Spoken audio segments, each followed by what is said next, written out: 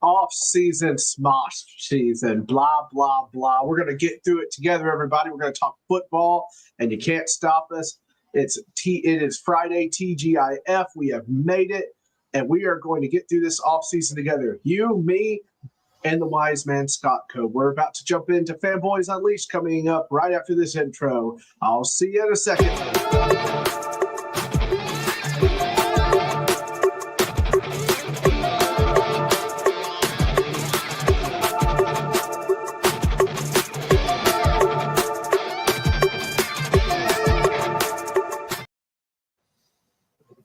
Oh, guys, I can't tell you how happy I am to have the bet master himself, the wise man of the Let's Talk Sports Network. He is that gosh darn Patriots fan. He watches the ponies. He's been to the fish market a couple of times. He is the proud Bostonian himself, Scott Cobe. Thank you for coming on, buddy. I appreciate it. Sure thing. First of all, anytime for you, Sam. Second of all, Jamar Chase just got traded. I'm an insider. Jamar Chase just got traded to the Seahawks. So, another off-season cluster, just coming through. Why not? Let's just go ahead and get that out of the way. Yep. Oh man, yeah. You and I had talked about this before the show and everything like that. Could you repeat what you said? That the NFL is just so big, it just gets a little crazier and crazier every year. So when I was growing up in the 80s, I didn't throw this in, but I'll throw it anyway. The NFL was not big. It was not as huge as it is now. The bigger the NFL got, the more stupid stories you see out there, and the more stuff you can debunk right away. Because now there's an insider. Now you got about every network has an insider.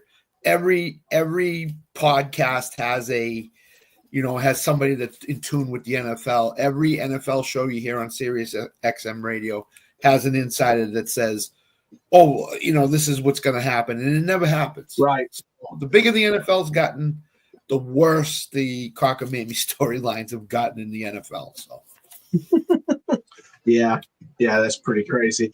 Alan Perellis decides to go ahead and take a poke here. It's not very nice, Alan. Not very nice to do that to my guest. He was on last week, and he did a good job, but I think he's a little nervous because the Scott Cobe battleship of love has come in, and it's about to blow the Perellis out of the water, much like my Pacers are about to blow out his team. Ha ha! Bam! I couldn't help myself. It's there. I couldn't help myself. Alan has had the worst sports last 3 months of any fan could have. I'll ask you that, Scott. I know this is a football show, so if you're watching, just bear with me. Scott, if the Pacers win tomorrow, that's it, right? They got him. I think so. They have to win one more game, but people are saying, hey, if they win this next one, it's over. I would think Oklahoma City goes back home, takes care of business. I think it goes 6, to be honest with you. Pacers, as I said before the final started, the Pacers are just that team this year that you can't kill. And sure enough, Tyrese Halliburton is the man. And if he's not Finals MVP if the Pacers win, there's something seriously wrong. So I knew he was good. I didn't know he was that good. He is, on fire. He is the guy that if you give the ball to him in the last minute of the game with the game on the line, he's going to win the game for the Pacers. And sure enough, he's done it time and time again. So kudos to you. I mean, you 2 years ago, we were looking for an NBA team. You were looking for an NBA team. Landed on the Pacers. Got in on the ground floor of that one. I was like, rock on. This is great. Eastern Conference Finals last year, NBA Finals this year. Happy Friday, Nick. Happy Friday. Well. Head Kick and Haymakers. Check out Bodkins. If you like UFC, Head Kick and Haymakers is the place to go. They do a great job there. They do. And the Sunday morning show with Nick. Tried last year. Nick and John. Yeah. Alan, we are positive. We're a force of positivity, and you just try to just bring it down. He's so angry, Scott. Have you ever met a young man so angry? Everybody listen to the LTS network. If the Thunder lose, do a wellness check for Alan, please. He might need it. Oh man, he'll never do the wrestling show with me for months after that. I'll tell you that. No, for sure. No, anyway, I think the most amazing thing, now this is the last basketball thing, because I can already feel the chat is going to be like, oh, are you talking about basketball? It's really fun. This goes through every sport here, and it's any sport that I can think of. It all matters when you get hot, and they got hot. Yep. And I did not expect them to do as well as they've done, but I didn't expect them. I really thought this is OKC's series to lose, but now it's looking like a dogfight. It's just who's gonna throw the last punch. And I'm just kind of shocked by it. And the other thing you've seen is they've gone through the iron of the East to get to the finals. The Cavaliers, the Knicks, first round series they had to get through. I mean, it's phenomenal what they're doing. I mean, it's just great. So kudos to them. Yeah. They deserve a lot of credit for what they're doing. Yeah. Let's see. Nick says both these teams been the best team second half. Yeah. Yep. That's true. Agreed with that. This will lock me in the Hawaii room if that happens. Straight jacket. They had a Hall of Fame coach. Yeah, that's true. Yeah. All true things. No lies detected. Rick Carlisle's a former Celtic back in the 80s. I love the way he coaches a team. Absolutely love it. Absolutely love it. So. All right, Scott, I think for the most part you have your head screwed on, right? Unless it comes to tapioca pudding. But I think... No, Alan's taking care of that right now, Sam. So. Oh, yeah. Is he going to bring you a truckload if the Pacers win? Is that what's going to happen? Yes. Just you can hear it beep, beep, beep, back on up. You've seen got your head on decently straight and got a good temperature of the team. But I'm suspecting that vibes are high up in Boston at this very moment. Am I right? Everybody riding the what are you hiding? January 25th or something? I think that's when the vibes started to become reality for the Patriots. And then what they did in free agency with the defense was phenomenal. First, Harold Landry, worst kept secret. He's coming to New England with Vrabel there. He was. Thank you. Appreciate it, bud. And then they got the guy Williams from Philadelphia, and they got Carlton Davis as a corner and paid him a lot of money. Their defense is going to be back to the way it was in the early 2000s and mid 2000s. Really, really good.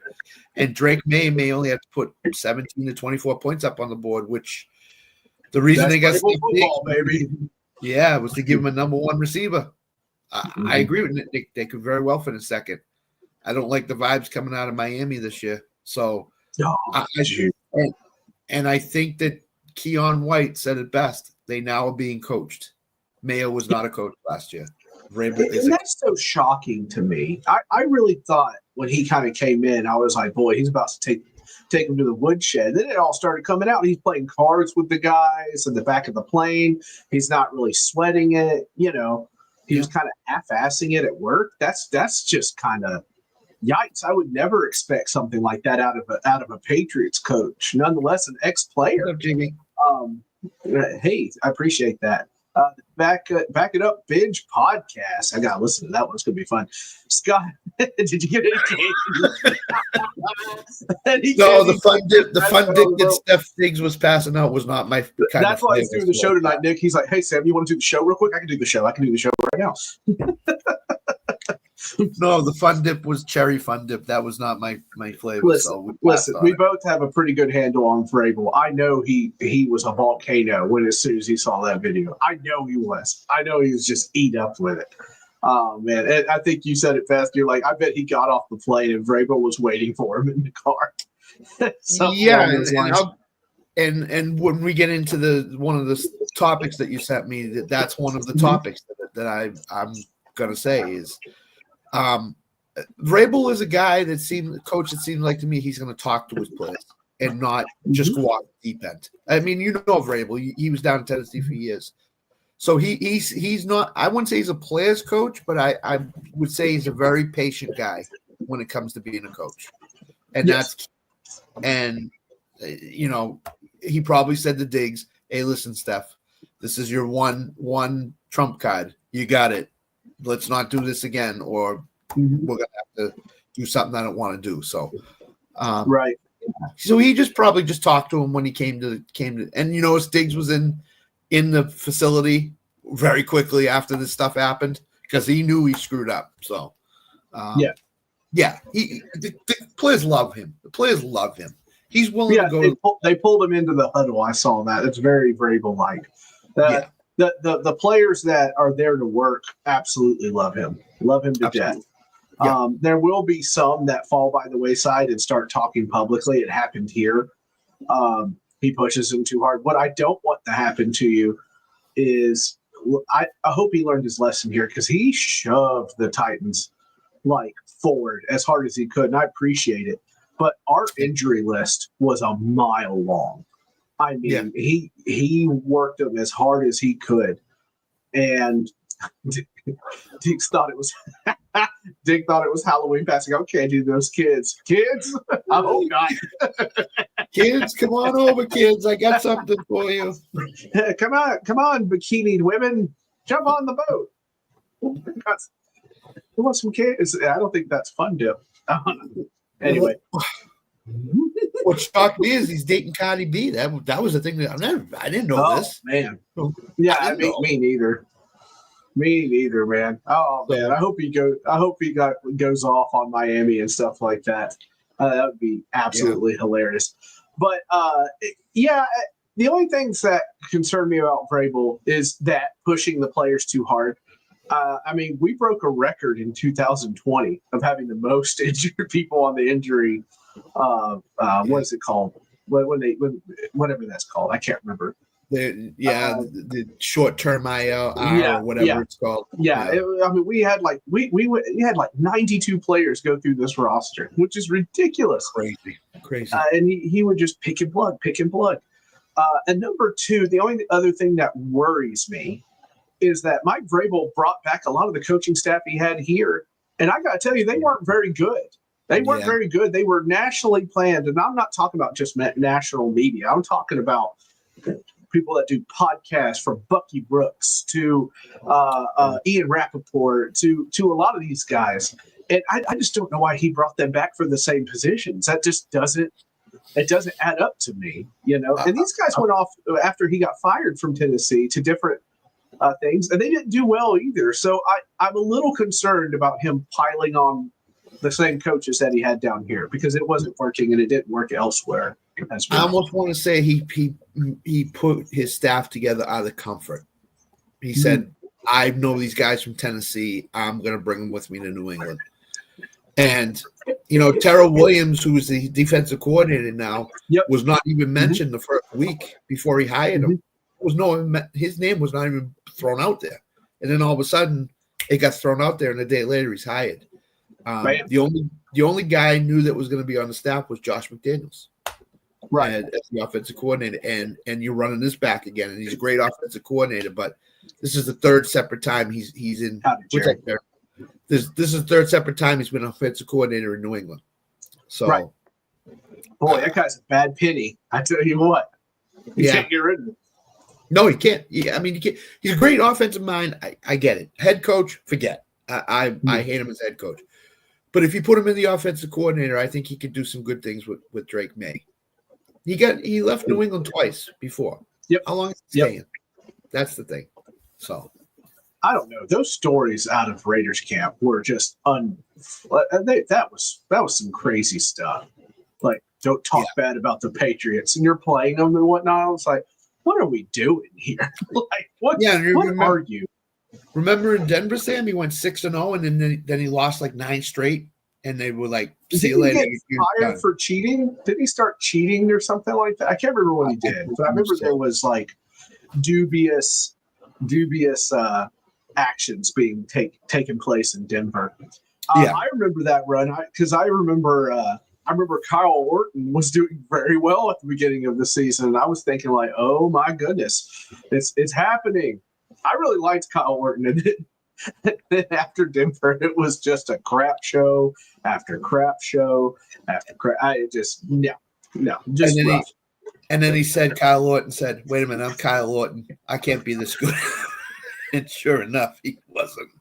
So, I mean, it just comes down to, I agree with you. I'm was not sold on a lot of these coaches that he hired. And then he brought back the guy in the front office too, Cowden. And Cowden. Yeah. he's okay, but Yeah. That's a shot Some at people LA. don't think he's ready for that move up. We Right. certainly did. We interviewed him for the GM job. He had been here a number of years, and I mean, look, it's obvious that Mike's in charge, right? He's in charge of everything at this moment, so it's on his head if something goes absolutely ballistic. He never fixed the offensive line here. Never fixed it. So I'm just hoping that he has learned from his mistakes and that Drake May isn't eating grass like Ryan Tannehill was half the time. Yeah. And the thing that I don't know whether I should be confident in or not confident in is every player to a T has bought into Vrabel right now. Mm-hmm. And it's very quickly that they brought into him. But I don't know if it's based on Mayo from last year or that Vrabel is Vrabel, and he's very personable, and a lot of players love him. So, I mean, you have to see as the season goes on when they get into it to a jam here, how bought in they are to him. But right now they seem bought into him, and that's great.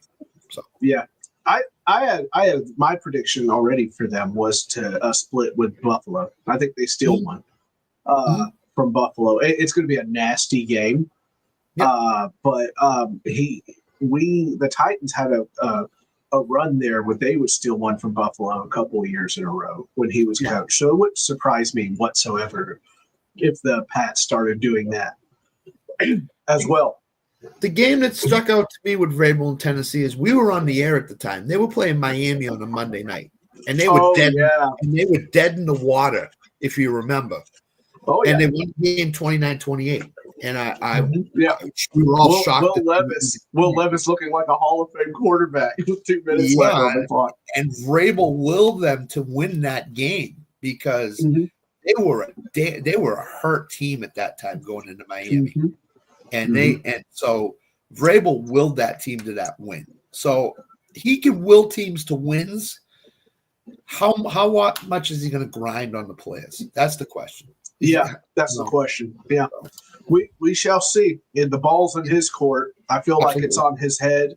He will take all the accomplishments, but it's on his head ultimately at the end of the day. No doubt. So we move on here because we are in this lovely dead period of NFL football. Yesterday was the last day of not voluntary minicamp, mandatory minicamp. So it was good to have the people out there running around and actually doing some fun 7-on-7s and whatnot. But I was going to ask you, what can you take away? Can you take away anything from OTAs? Anything at all? So I could take away. There's a couple things you could take away. Number one is the injured players that are coming back. Are they being held out of OTAs? Are they being held out of minicamp? How are they progressing? Like a Steph Diggs here, and like other players, Brandon Ayuk in San Francisco, stuff like that. So you can, if they're running and they're practicing and participating, you can feel good about they may be ready to go once camp starts. The other thing you can take out of OTAs is a guy like Cam Ward. How is he throwing the ball in OTAs? How I don't care if you throw 50 interceptions in practice. Everybody looks good, shorts and a t-shirt. It's right, Nick. I agree with you. He's not wrong. He's not wrong. But how is Cam Ward adjusting to defenses in the NFL? How is Cam Ward throwing the ball? Is he lobbing it? Is he firing it in?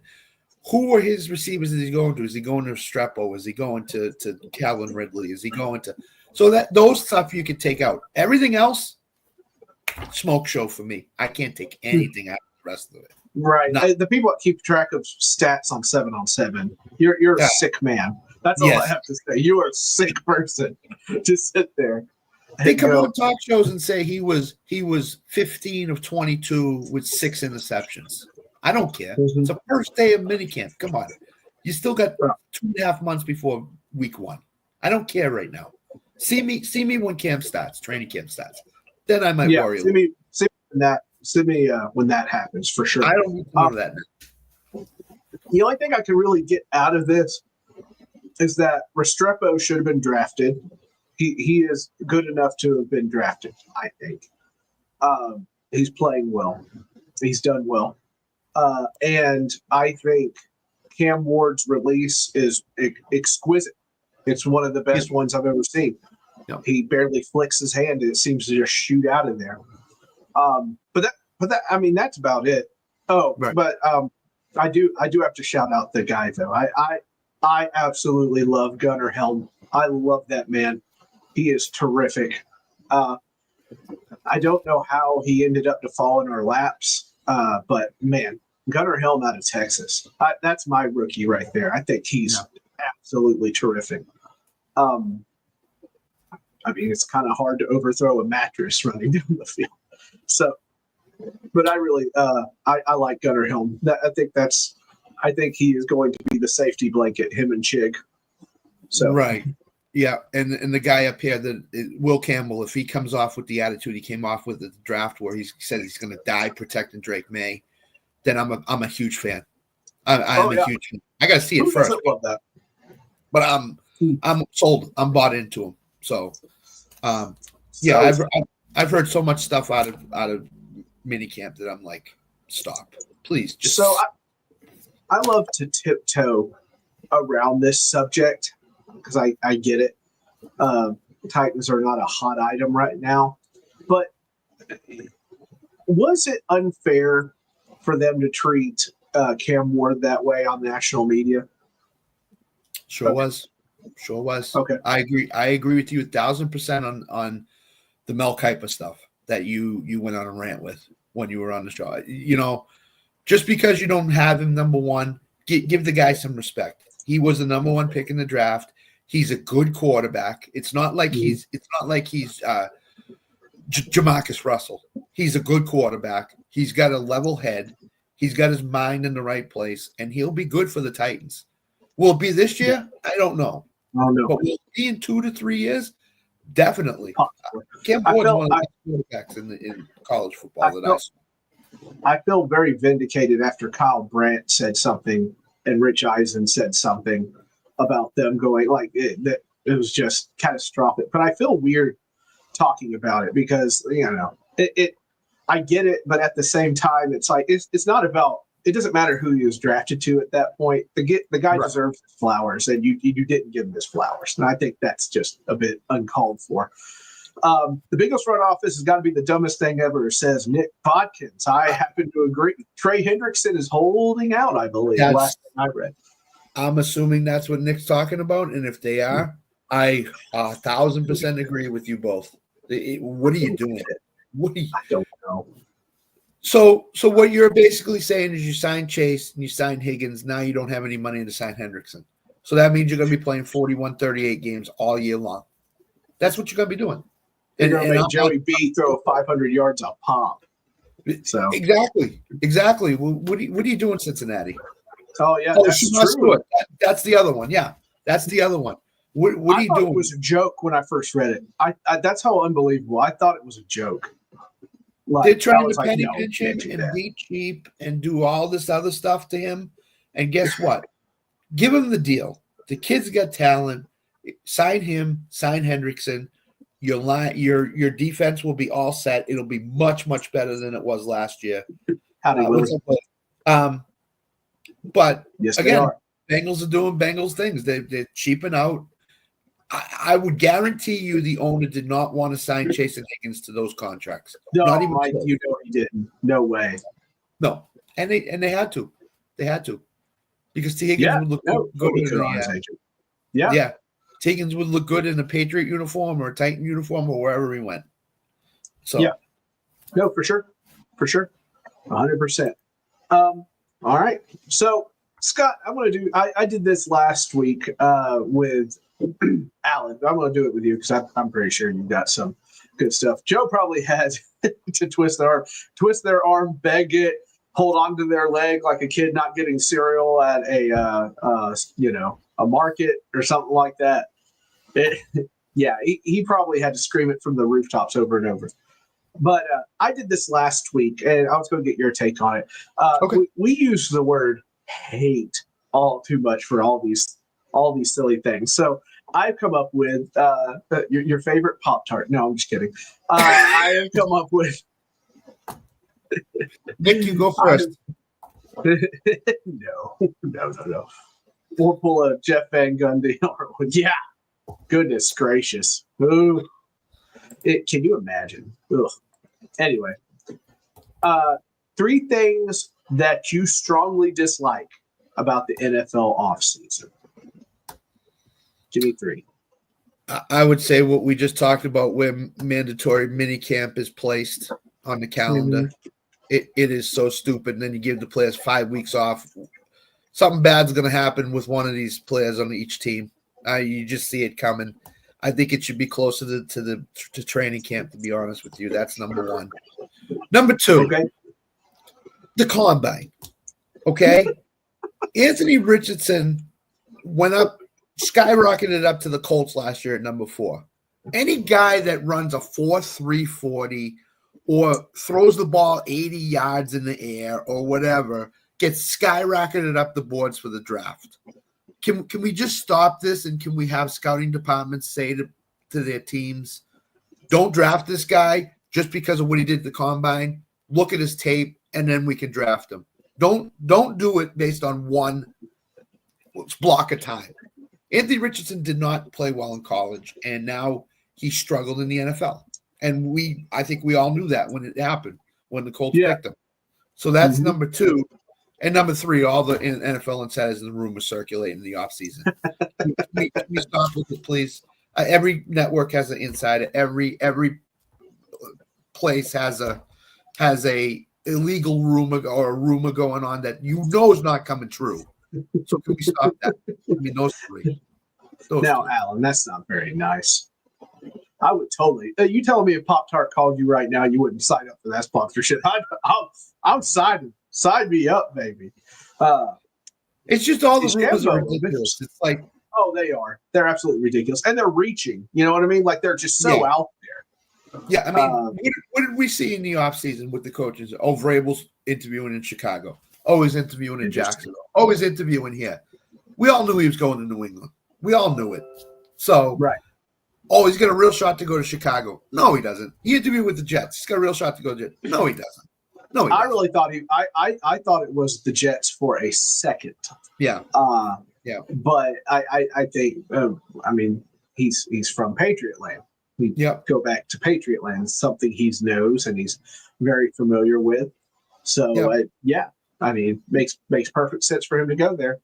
And I'll go back to the other thing too, where I said at the top of the show and pre-show, the NFL has gotten so big that every day the NFL is in the news 365 days a year.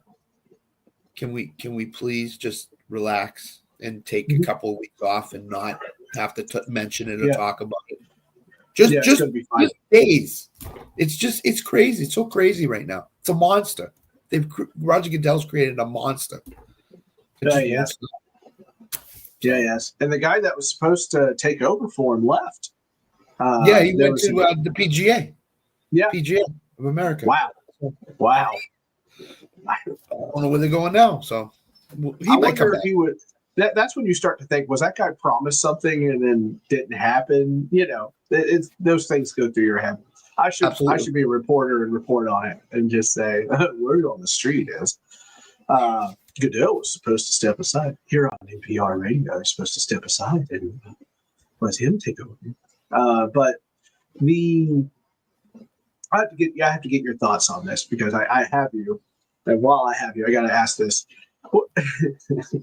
What's your prediction about Aaron Rodgers and the Steelers? How do you think this fun little experiment is going to go? So you told people that I bet them to miss the playoffs this year. Is this the end? Is this the end of Tomlin? This is the end of the streak. Bus stops here. Wow. I get it that Aaron Rodgers is loved by a lot of people. I get that Aaron Rodgers in Green Bay was the man for years. But what did we see in the Jets? Nothing good. He's older. He waited until June, first week of June, to sign with the Steelers, even though we all knew he was signing with the Steelers. Right. He's just a diva. He just is a diva. And it needs to be all about him. And look at their receiving corps. Does anybody out there know who the number 2 wide receiver is this year? right now as we sit here. I don't. June I 15th, don't. Robert Woods is their number 2 wide Oh, receiver. wow. Bobby Trees. Yikes. And They he is traded near the George end. Pickens because of all the headaches that he had.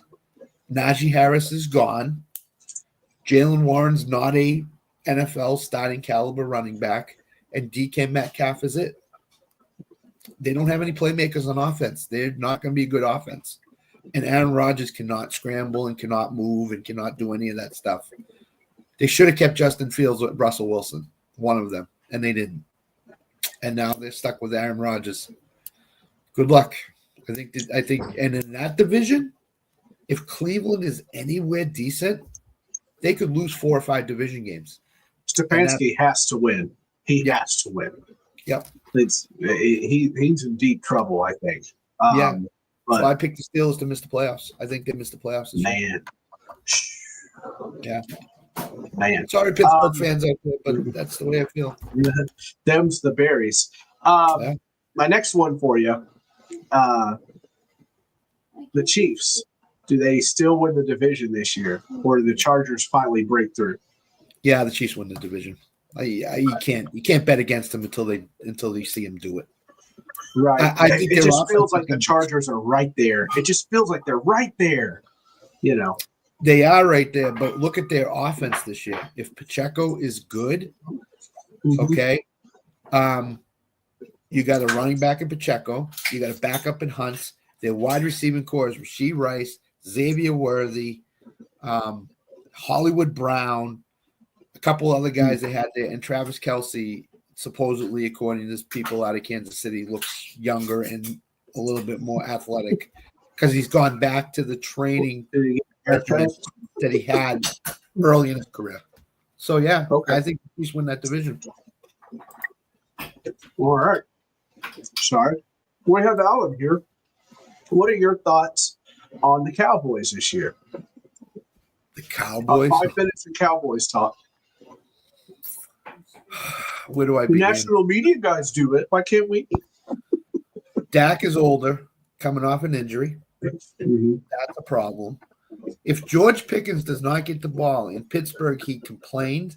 What is going to happen in Dallas? He's going to complain. And you got a first-year head coach in Schottenheimer who has not been through any of this before because he was the OC, and he said basically, go talk to the head coach. This is not my problem.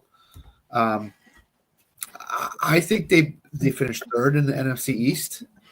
I think they are either the 7 seed or missed the play. I think they missed the playoffs. The NFC's loaded this year. It's loaded. Yeah, they are. Mm-hmm. So I think Dallas, because of the rookie head coach and no running game. Javonte Williams is your lead running back. I'm not sure about that. I don't like that. And then I love the flinch. yeah, and then Dak is coming back from injury 2 of the last 3 years. He's had major injuries. I got to see him perform. And they're opening up against Philadelphia on opening night. Not a good thing. Not a good thing. No, not a good thing at all. No. All right, last one, and then I'll let you get back to your pudding because I know Alan should have dropped it off by now. NFC North, who's taking it?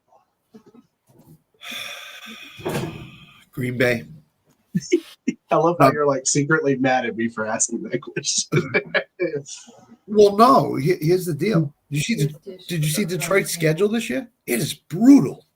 Is it brutal? Oh, they got to go to Kansas City. Detroit's they got to go to Philadelphia. Detroit is. They lost everybody off their staff. They have to start new. Frank Dragnow retired. That's a big hit. That's a blow. Yeah. And I know I have a Lions fan that I work with, and he's like, "Oh, we'll be all right." I'm like, "No, you're not. No, this is bad. This is bad. Yeah. This is not something that they wanted." But Well, Jameer Gibbs be okay? Yes, I think he'll be okay. Amon-Ra had surgery in the offseason. I kind of wow. That knee surgery. Minor knee surgery to clean up stuff. But I don't like that for a guy that has speed as his factor. No gel shots for you. Thanks, Alan. So I think Detroit's in a little bit of trouble. Will they make the playoffs? Yes.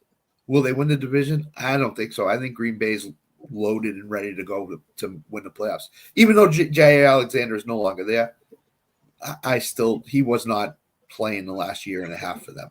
So I'm picking Green Bay. And I think Minnesota will be good. I don't think Minnesota's going anywhere. They will be good. J.J. McCarthy will be good for them.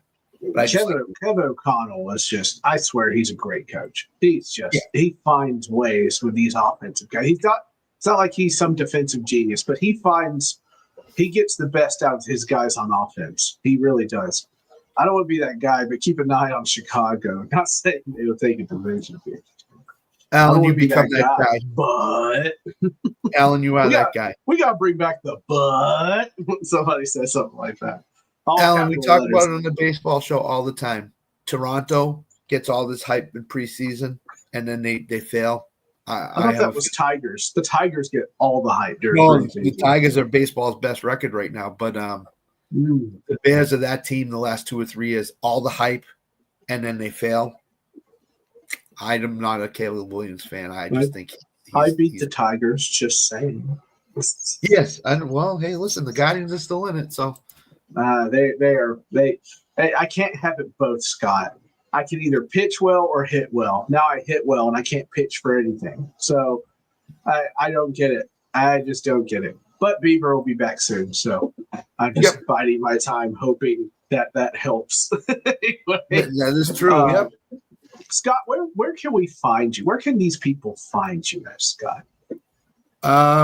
Well, Let's Talk Sports is where my main thing is, but I think people are missing the show because we should bring it back at some point eventually. Yeah, I think we're going to be back not the first Thursday after July 4th, right? I think so. I think that's what we're doing. Yeah. We'll start doing stuff. So. Yeah. So Monday nights, and you can find me in the Let's Talk Sports show. And I think when the NFL kicks off, we're going to do Thursday nights as well.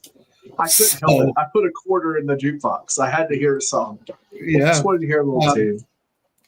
So I think we're going to do twice a week for the LTS show, Thursday nights and Monday nights when football season kicks off. Oh, yeah, baby. I'm back. Baseball show on Wednesdays. Mm-hmm. I think I'm going to do that with Grishman. I'm so sorry. Grishman and Mr. Texas and Oklahoma himself, Alan Perales. Those two don't like each other. He can't be both. He needs to pick one. And then next week I'll make an appearance on the wrestling show, probably Tuesday night. So I'll probably be on Tuesday night. So NPR Radio will be back on the airwaves Tuesday, probably. Yeah. So. And now for an hour of chanting. Anyway, who's coming? Welcome to Masterpiece Theater. Lock it in. We'll be back as soon as Tanner gets his move settled. So is Tanner going to kill you and be mean to you? No, Tanner's great on the Lock It In show. Well, I know. But sometimes you and Alan scare me because both of you are like, Tanner's going to kill me. I made a horrible bet. He's going to kill me. And I'm like, what is he doing, y'all? Tanner will kill us eventually. So, Sam, it's inevitable. Everybody dies. Yeah, Tanner wants to kill everybody. He's got Cupid dolls of all of us on his thing, and he's just waiting until we make the wrong thing, and then he's going to poke us. So well, ain't that how it goes? Thank you for coming on, Scott. Oh, you got something else to say? Yeah, I think Tanner's going to start doing fantasy stuff in July. Okay. I know he's with Basement Brewery, but I know he does the drafts after dark, so watch for that. I'll probably be on there a bunch of times, getting ready for fantasy season. So. I'll make my intro as long as I want to make it. Yeah. Him and his intro. Only Alan can't make it more than 10 seconds. Everybody else is free to make it as long as they want. Phrasing. Anyway. Thank you all for tuning in. Scott, thank you for coming on. It's been a real pleasure. It's been fun. Anytime you need me, I'm welcome. Hey, can I see you tomorrow? No. Anyway. And listen, and your food in the green room was excellent. Best I've had on the network. So, yeah, thank you. I would. You know how hard it is to find halibut down here. It's terrible. I'm a landlocked southern state, sir. I'm glad you get those chicken nuggets from Dominic Mysterio too. Those were phenomenal. No. Yeah, as long as Roxanne's making it, not mid-live, I'm in good shape. True. Good shape. True. Everybody, thank you for coming in to watch. Thank you, Scott. We will be back next Friday at 8:30 p.m. Central Time for Fanboys Unleashed. Have a great evening, everybody. Take care of each other, and we will see you next Friday.